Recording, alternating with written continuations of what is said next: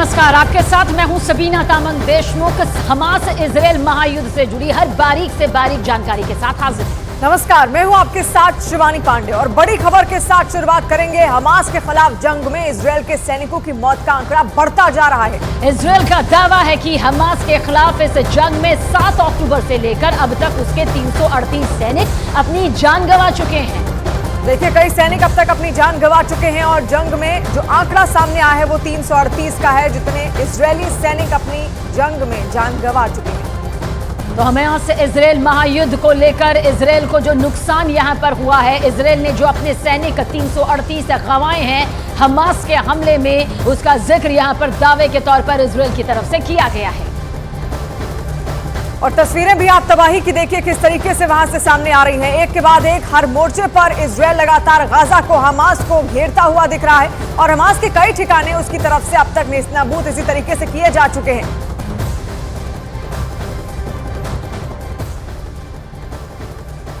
तो हमास के साथ इजराइल का युद्ध दिन पर दिन और भीषण होता जा रहा है। हर दिन इसकी कीमत न सिर्फ हमास के आतंकी बल्कि गाजा के आम लोगों को भी चुकानी पड़ रही है।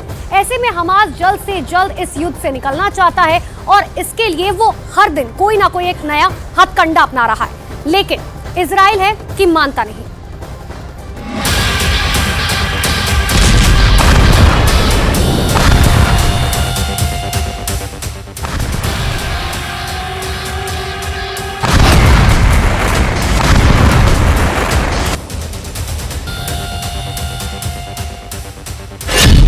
इजरायल को धमकी दी, बात नहीं बनी।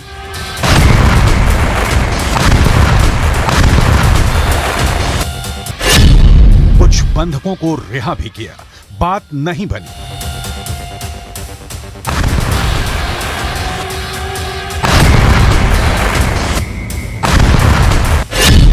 कई देशों से दबाव बनवाया, बात नहीं बनी।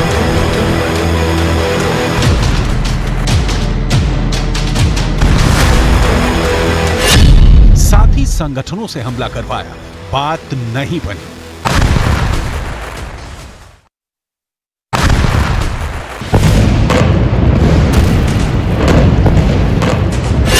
सबकी रिहाई की भी शर्त रख दी, बात फिर भी नहीं बनी।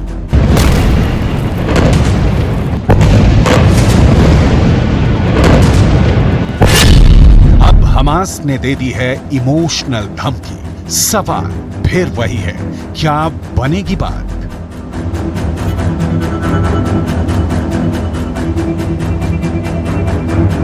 हर दिन इजरायल के हमलों में खुद को बर्बाद होता देख हमास घबराया हुआ है। हर रात के हमले के बाद सुबह के आंकड़ों में हमास आतंकियों की तादाद कम से कम होता देख हमास बौखलाया हुआ है। वो इजरायल को लगातार सब कुछ बर्बाद करने की धमकी दे रहा है। वो इजरायल को फिर से 7 अक्टूबर जैसे कई हमलों की भी धमकी दे रहा है, लेकिन हमास को खत्म करने की कसम खा बैठे इजरायल को मानो ना कुछ सुनाई दे रहा है, ना कुछ दिखाई दे रहा है, बल्कि हर धमकी के बाद इजरायल का हमला और तेज होता जा रहा है। ऐसे में अब हमास ने एक नया दांव खेला है, इमोशनल धमकी वाला दांव।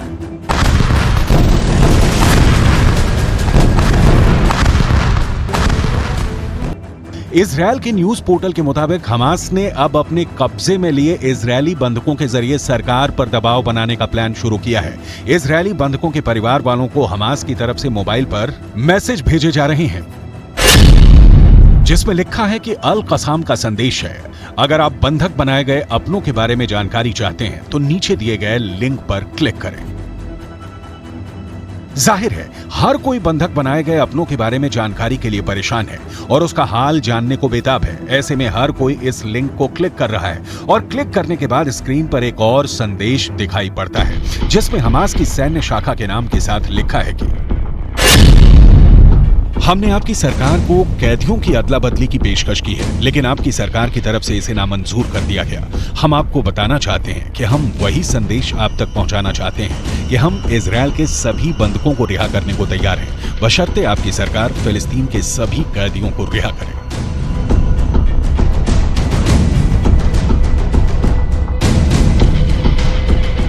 हमास का ये संदेश ना सिर्फ बंधक बनाए गए लोगों के परिवार तक पहुंचाया जा रहा है, बल्कि आम इजरायली लोगों तक भी इस मैसेज को पहुंचाने की कोशिश की जा रही है। मकसद साफ है, किसी भी तरह से युद्ध से बाहर निकलना। हमास जानता है कि बंधकों की रिहाई को लेकर इजरायल के आम लोगों में गुस्सा है और बंधकों के परिवार हर दिन सरकार के खिलाफ प्रदर्शन करके दबाव बना रहे हैं। हमास अब इसी विरोध का फायदा उठाना चाहता है और लोगों को भेजे जा रहे इस मैसेज को वो बड़े मौके के रूप में देख रहा है।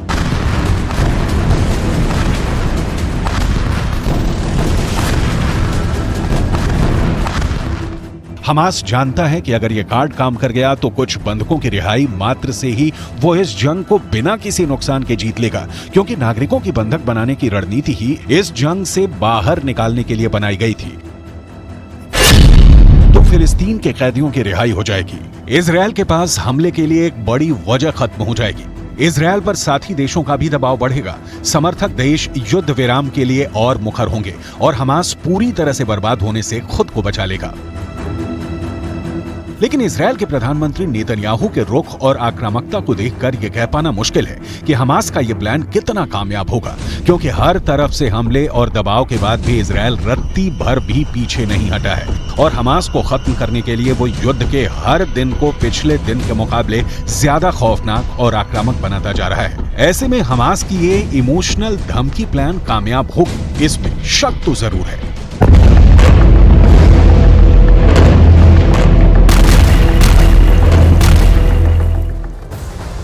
इजरायल और हमास में जारी जंग के बीच बहुत बड़ी खबर निकलकर सामने आ रही है। क्या ये खबर है, आप तक पहुंचाते हैं। आज हिजबुल्लाह चीफ हसन नसरुल्लाह युद्ध के दौरान पहली बार भाषण देने वाला है, जिस पर पूरी दुनिया की निगाहें टिकी हुई हैं। हालांकि अभी तक हिजबुल्लाह इजरायल के खिलाफ खुलकर जंग में नहीं उतरा है। दूसरी तरफ इजरायल के घेरने वाली चौकड़ी में चौथे किरदार की जल्द एंट्री होने वाली है और इसी के साथ माना यह भी जा रहा है कि इराक और सीरिया में मौजूद ईरान समर्थित लड़ाके जंग में उतरने वाले हैं। इतना ही नहीं, तीसरा अपडेट यह है कि सीरिया ने हिजबुल्लाह को मिसाइल डिफेंस सिस्टम देने का ऐलान भी कर दिया।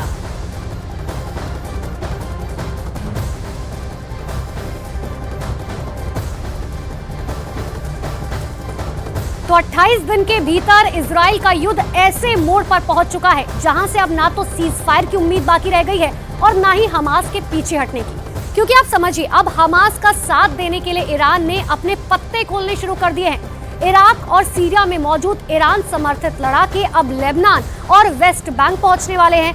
इस बात का ऐलान अब से कुछ घंटे पहले ही हो चुका है। ये दोनों ग्रुप अगर युद्ध में उतरे तो ये जंग और विध्वंसक हो जाएगी।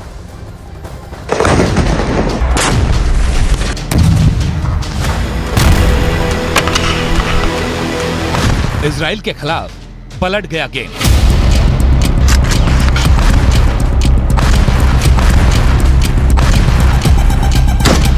ईरान का खूंखार दस्ता लेबनान रवाना।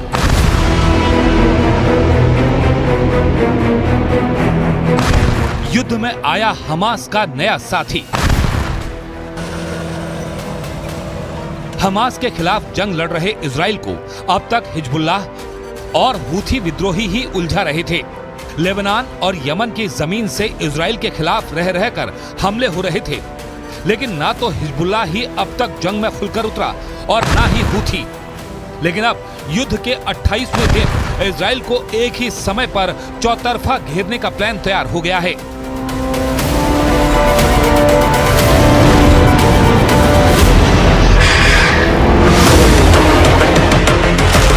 इराक में मौजूद ईरान समर्थित लड़ाकों ने युद्ध में उतरने का ऐलान कर दिया है।